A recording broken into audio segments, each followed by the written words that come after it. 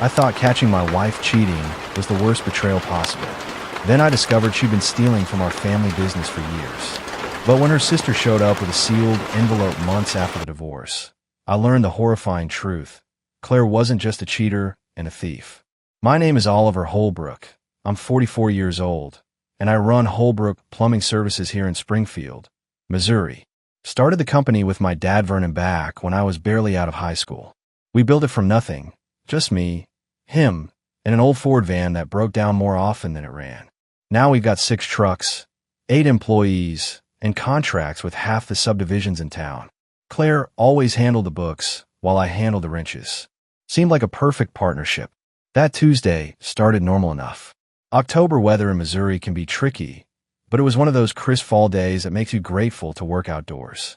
I was finishing up a job at the Riverside development, replacing water heaters in 3 units, when my phone buzzed. Text from Claire. Working late tonight. Client dinner. Don't wait up. Nothing unusual there. Claire worked at Morrison Marketing downtown, handling campaigns for local businesses. She'd been putting in long hours lately, said they landed some big retail account that demanded constant attention. I trusted her. Hell, after 16 years of marriage, why wouldn't I? But something nagged at me as I loaded my tools back into the truck. Maybe it was the way she'd been distant lately, or how she jumped every time her phone rang. Little things that didn't add up, like puzzle pieces from different boxes. I decided to swing by her office around 7, bring her some dinner from that Italian place she loves.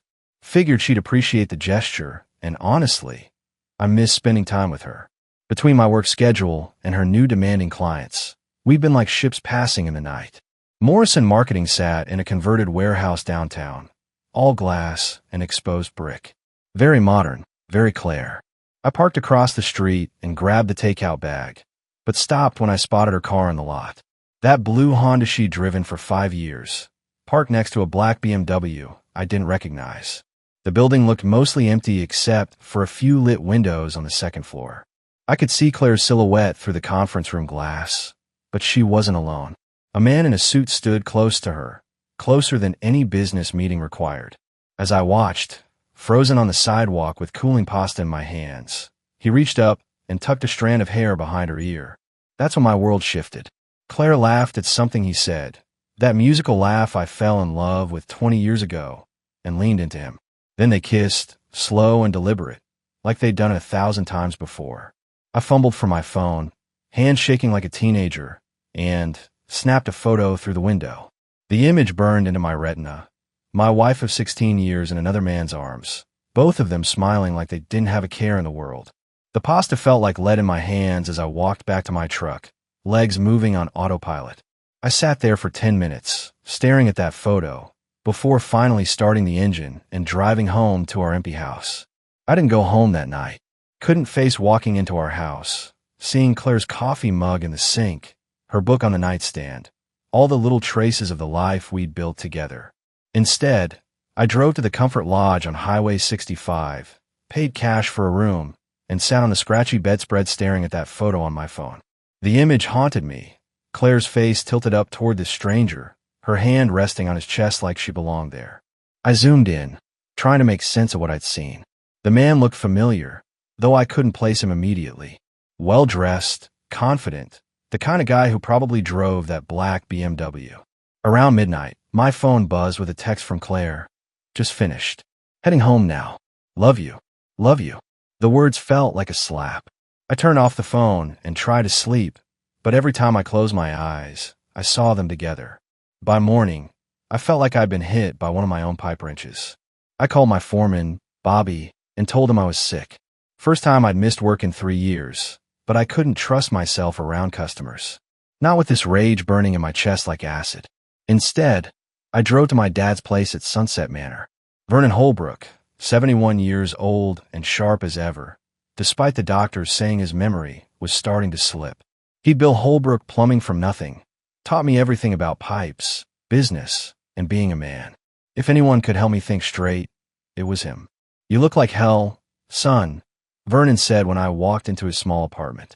He was sitting in his recliner, reading the morning paper like he had every day for 50 years.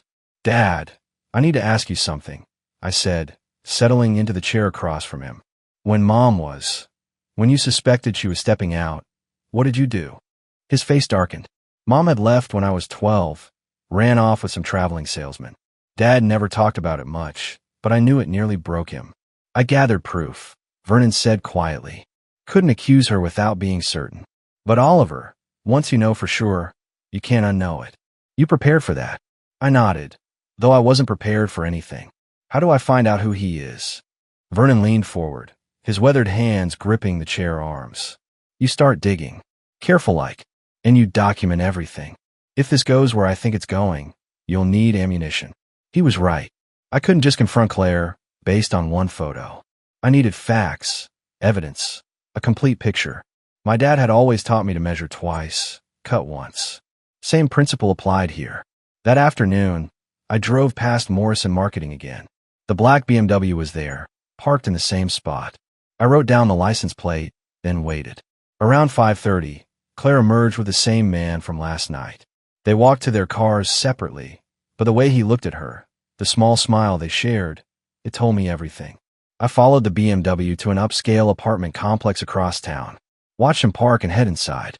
Tomorrow, I'd find out exactly who this guy was. The next morning, I did something I'd never done in 16 years of marriage. I went through Claire's things. Started with her purse while she was in the shower, hands shaking like a burglar in my own house. Found receipts for restaurants I'd never been to, gas stations on the other side of town, and a credit card I didn't recognize. The card belonged to our business account for Holbrook Plumbing.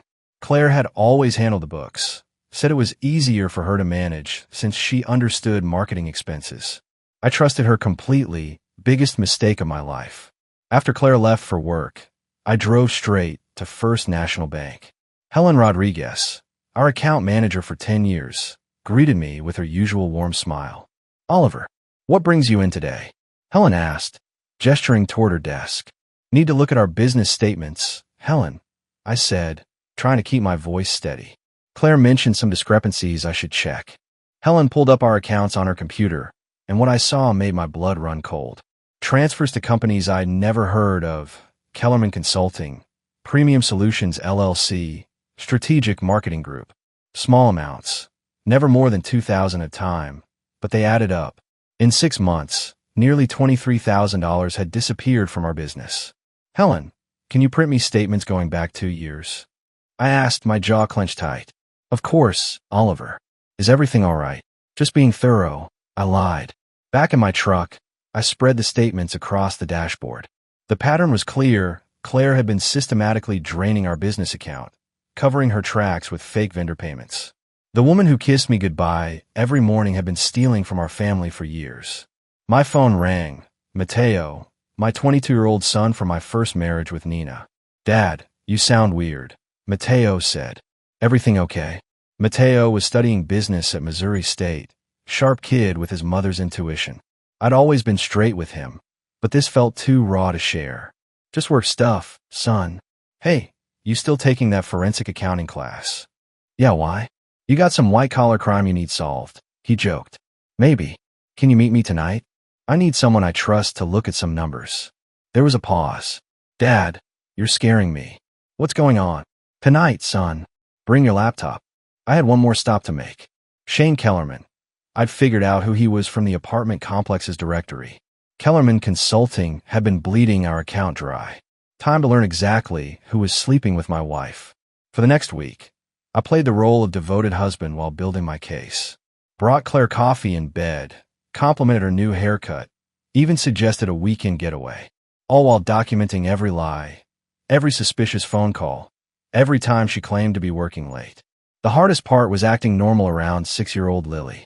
My little girl would run to me when I got home from work, throw her arms around my neck, and tell me about her day at school. She had no idea her world was about to implode. Daddy, why don't you and Mommy laugh together anymore? Lily asked one evening while I helped her with homework. The question hit me like a wrench to the gut. What do you mean, sweetheart? You used to laugh at Mommy's jokes. Now you just smile with your mouth, not your eyes. Kids see everything. I hugged her tight, breathing in her strawberry shampoo. Sometimes grown-ups get busy and forget to have fun. But that doesn't mean we don't love each other. The lie tasted bitter, but I couldn't burden a 6-year-old with the truth. That night, after Lily was asleep, I met Mateo at a 24-hour diner outside town. My son looked concerned as I slid a manila folder across the booth. "Dad, what's all this?" Mateo asked, flipping through bank statements and printed emails. "Your stepmother's been stealing from the business. I need you to help me prove it." Mateo's face went pale. "Are you sure? Maybe there's an explanation, Dash." "Son, I caught her with another man. The money's just the cherry on top of this mess." For the next 2 hours, Mateo walked me through the financial evidence. His business classes had taught him to spot irregularities, and Claire's scheme was amateur hour compared to what he'd studied. "Dad, this is embezzlement." "Clear as day," Mateo said finally. "These vendor payments? I called 3 of the companies. 2 don't exist, and the third has never heard of Holbrook Plumbing. What's my next move, son?" Mateo closed his laptop, his jaw set with determination I recognized from his mother. "You document everything, hire a lawyer, and you take her for everything she's worth." "But Dad, are you ready for this fight?" I thought about Lily sleeping peacefully in her bedroom, about the business my father and I built from nothing, about 16 years of marriage built on lies. "Son, I've been ready since the moment I saw her in another man's arms." Armed with Mateo's analysis and 2 years of bank statements, I drove to the law offices of Patricia Wells, the toughest divorce attorney in Springfield. Pat had handled my buddy Rick's messy divorce 5 years back, taken his cheating ex-wife to the cleaners. If anyone could navigate this nightmare, it was her. Pat's office sat in a converted Victorian house downtown, all dark wood and serious legal books. She was in her 50s, silver-haired, with the kind of sharp eyes that missed nothing. The kind of woman who could smell weakness from across the room. "Oliver Holbrook," she said, shaking my hand with a grip that could crush pipe fittings. "Rick Torres spoke highly of you. What can I do for you?" I laid out everything, the photo of Claire and Shane, the embezzled funds, Mateo's financial analysis. Pat listened without interruption, occasionally making notes on a yellow legal pad. 23,000 in 6 months? Pat asked, reviewing the bank statements. "Oliver, this isn't just adultery. This is felony theft. Your wife could face criminal charges." "I don't want to destroy her," I said. "I just want to protect my daughter and my business." Pat leaned back in her leather chair. "Noble sentiment, but Claire's already destroyed herself. The question is, how much of your life are you willing to let her take with her?" She had a point. Claire had been playing a long game, systematically bleeding our business while playing loving wife at home. The woman who'd kissed Lily goodnight last week was the same one stealing from our daughter's future. "What do I need to do?" I asked. "We need more evidence. I'm talking surveillance photos, financial records, witness testimony. The more ammunition we have, the better settlement we can negotiate. You want to keep your business in custody of Lily? We go nuclear." Pat introduced me to a private investigator named Tom Davidson, a former police detective who specialized in infidelity cases. Tom was my age, soft-spoken, but with eyes that had seen too much. "Shane Kellerman's been on my radar before," Tom said as we sat in his office. "He's got a pattern, targets married women with access to money, bleeds them dry, then moves on. Your wife isn't his first victim." "How many others?" I asked. "At least 3 that I know of. One woman lost her house, another her family business." Kellerman's smooth, knows exactly what buttons to push. The revelation hit me like cold water. Claire wasn't just cheating. She was being played by a professional con artist. Part of me felt sorry for her, but that sympathy died when I remembered Lily's innocent question about why Mommy and Daddy didn't laugh together anymore. "Can you give me proof?" I asked Tom. "Give me 2 weeks. I'll get you everything you need." That night, I went home and played the perfect husband one more time. Made dinner, helped Lily with homework, even suggested Claire and I watch a movie together. She seemed distracted, kept checking her phone, but I just smiled and pretended not to notice. After she went to bed, I sat in my workshop, holding a photo of Lily from her first day of kindergarten. My little girl deserved better than this mess. Whatever it took, I'd make sure she got it. 2 weeks later, Tom Davidson delivered a manila envelope that changed everything. Photos of Claire and Shane at restaurants, hotels, walking hand in hand through downtown Springfield like they didn't have a care in the world. Financial records showing Shane had used similar schemes with other women. Bank deposits into Claire's personal account that matched the missing business funds. Your wife's been funneling money to Kellerman through fake consulting fees, Tom explained. He takes his cut. She keeps the rest. They've got about $40,000 stashed in a joint account in Kansas City. $40,000. Nearly 2 years of profits from our business, stolen and hidden while I worked 60-hour weeks to keep us afloat. Pat Wells reviewed everything with the precision of a surgeon. Oliver, we've got enough here to own her. Embezzlement, adultery, fraud. She'll be lucky to avoid jail time, let alone get custody or alimony. What about Lily? I asked. I don't want her to see her mother arrested. We'll handle this quietly. Offer Claire's settlement. She gives up all claims to the business and accepts minimal custody in exchange for us not pressing criminal charges. Most cheaters take the deal rather than face prison. That Friday evening, I waited until Lily was at a sleepover before confronting Claire. She came home around 10, claiming she'd been working late on the Henderson account. The same lie she'd been telling for months. How was work, honey? I asked, standing in our kitchen with a manila envelope behind my back. Exhausting, Claire said, not meeting my eyes. This client is so demanding. I might need to work this weekend too. Which client would that be, Claire? The Henderson account, or Shane Kellerman. The color drained from her face like someone had pulled a plug. Her purse slipped from her fingers, contents spilling across the kitchen floor. Oliver, I can explain dash. Explain what? I pulled out one of Tom's photos, showing her and Shane kissing outside the Marriott downtown. Explain this? Or maybe you can explain the $40,000 you've stolen from our business. Claire sank into a kitchen chair, her hands shaking. How long have you known? Long enough. Long enough to hire a lawyer, an investigator, and to document every lie you've told me for the past year. She looked up at me with tears in her eyes, and for a moment, I almost felt sorry for her. Almost. Oliver, Shane said we could start fresh, that he loved me dash. Shane's a con artist, Claire. You're not the first married woman he scammed, and you won't be the last. The truth hit her like a physical blow. She bent forward, sobbing into her hands, finally understanding she'd been played by an expert. What happens now? She whispered. I placed Pat Wells' business card on the table. You call my lawyer on Monday morning. We're getting divorced, Claire. The only question is whether you cooperate or whether I press criminal charges for the theft. She looked up at me one last time, the woman I'd loved for 16 years, now a stranger sitting in our kitchen. What about Lily? Lily deserves a father who won't lie to her, I said, walking toward the door. I'll be at my dad's place. Don't be here when I get back.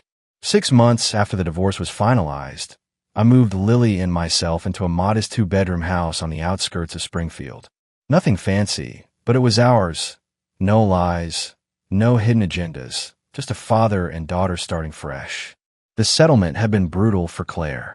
She'd agreed to give up all claims to Holbrook Plumbing, accepted supervised visitation with Lily every other weekend, and avoided criminal charges by agreeing to pay restitution.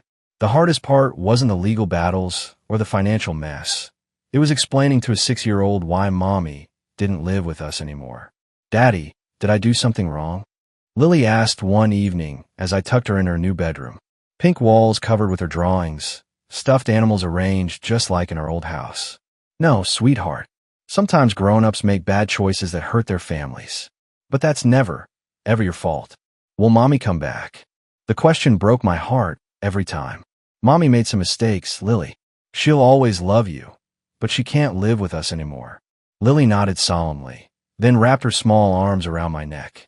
It's okay, Daddy. We're still a family, just smaller. Out of the mouths of babes. Business was actually thriving. Word had gotten out about Claire's embezzlement, and somehow that made customers trust me more. They saw a man who'd been betrayed, but handled it with dignity, who protected his business and his daughter without destroying anyone unnecessarily. Contracts were rolling in faster than I could handle them. Mateo had graduated early and joined the business full-time, bringing fresh ideas and the latest technology. Having my son as a partner felt like completing a circle my father had started decades ago. Dad, we need to talk about expanding, Mateo said one afternoon as we finished installing a new water heater system. We've got more work than we can handle, and I've got ideas for growing the company. What kind of ideas? Commercial contracts, office buildings, apartment complexes. Big money, steady work. But we need more crews, better equipment. I looked at my son, 22 years old, sharp as a tack, with the same drive that had built Holbrook Plumbing from nothing. You think we're ready for that? I think we're ready for anything, Dad. Question is, are you ready to trust someone with the books again? That hit deep. After Claire's betrayal, I'd been handling all the financial aspects myself, staying up late balancing ledgers and paying bills. But Mateo was right. If we wanted to grow, I needed help. We do this together, I said finally. Full partnership, your name on the business license, but we both sign every check over $500. Mateo grinned, the same smile that had gotten him out of trouble as a kid. Deal. But I want one more thing. What's that? We changed the name to Holbrook and Son Plumbing. 3 generations of Holbrook men, building something that lasts. I shook my son's hand, feeling my father's pride echo through the years. Holbrook and Son it is. Life had settled into a comfortable routine. Lily was thriving in her new school. Mateo and I were building the business into something bigger than my father had ever imagined. And I'd even started dating again. Nothing serious, just coffee with Sarah, the teacher who lived down the street. Then Nina showed up. My ex-wife appeared at the front door on a Saturday morning, looking older but still carrying herself with the confidence that had attracted me 25 years ago. Lily was at Claire's supervised visit, so it was just me and a woman I hadn't spoken to in 2 years. Hello, Oliver, Nina said, her voice softer than I remembered. Can we talk? We sat on my back porch, drinking coffee and watching the sun climb over the Missouri hills. Nina had remarried after our divorce, moved to California with her new husband. I'd wondered sometimes what might have been different if we'd fought harder for our marriage instead of giving up when things got tough. I heard about Claire, Nina said finally. Mateo told me some of what happened. He shouldn't have worried you with our problems. Our son was worried about his father. That's what good kids do. She paused, studying my face. How are you holding up? Better than I expected. Lily's adjusting well. Business is good. We're making it work. Nina nodded, then reached into her purse and pulled out a manila envelope. Oliver, there's something you need to know. About Claire's family. My blood went cold. What about them? Claire has a sister. Her name's Amy, and she's been trying to reach you for weeks. Apparently, Claire never mentioned her during your marriage. No. Claire said she was an only child, that her parents died when she was young. That was a lie. Amy's been searching for Claire since she disappeared 3 weeks ago. The coffee mug slipped from my hands, shattering on the porch boards. What do you mean, disappeared? Nina handed me the envelope. Amy hired a private investigator. Claire and Shane Kellerman vanished from Kansas City the same day your divorce was finalized. Cleaned out their joint bank account, abandoned their apartment, just gone. I opened the envelope with shaking hands. Inside were photos of Claire and Shane, police reports, bank records showing massive withdrawals. At the bottom was a handwritten note. Mr. Holbrook, my sister Claire is missing. The police won't help because she's an adult who left voluntarily. But I know something's wrong. Claire would never abandon her daughter willingly. Please call me Amy Patterson. Nina, why are you bringing me this? Because despite everything Claire did to you, she's still Lily's mother. And if something's happened to her, I stared at the photos, remembering the broken woman who'd sat in my kitchen 6 months ago, finally understanding she'd been manipulated by a professional con artist. What do you think I should do? Nina stood up, brushing off her jeans. I think you should call Amy Patterson. Not because you owe Claire anything, but because someday Lily's going to ask what happened to her mother. And you'll want to be able to say you did everything you could to find out. 2 months after my conversation with Nina, I was working late in my home office when the doorbell rang. Through the peephole, I saw a woman who looked remarkably like Claire. Same dark hair, same delicate features, but with tired eyes that had seen too much. Mr. Holbrook, I'm Amy Patterson, Claire's sister. I called several times, but I know who you are, I said, opening the door. Come in. Amy sat on my couch, clutching a manila envelope with trembling hands.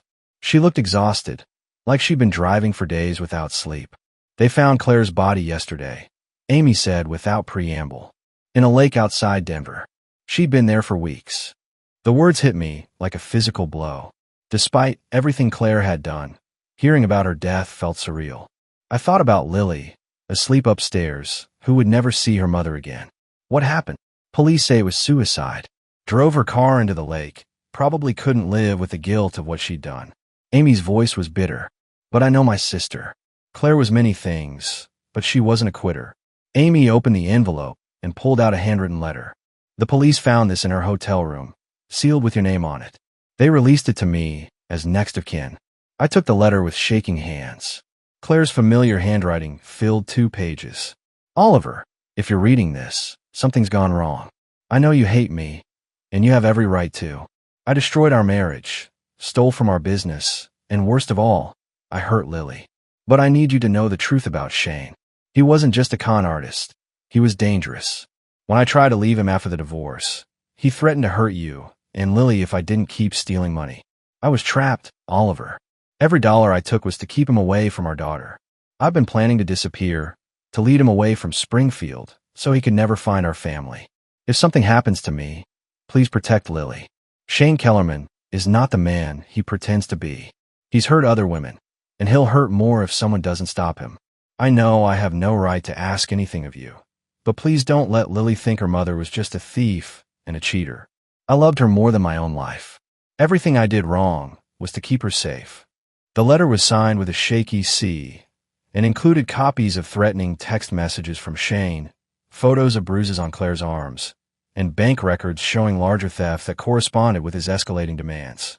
Amy, have you shown this to the police? They don't care. Case is closed as far as they're concerned. Cheating wife kills herself out of guilt. Neat and simple. I read the letter again, seeing Claire's desperation between the lines.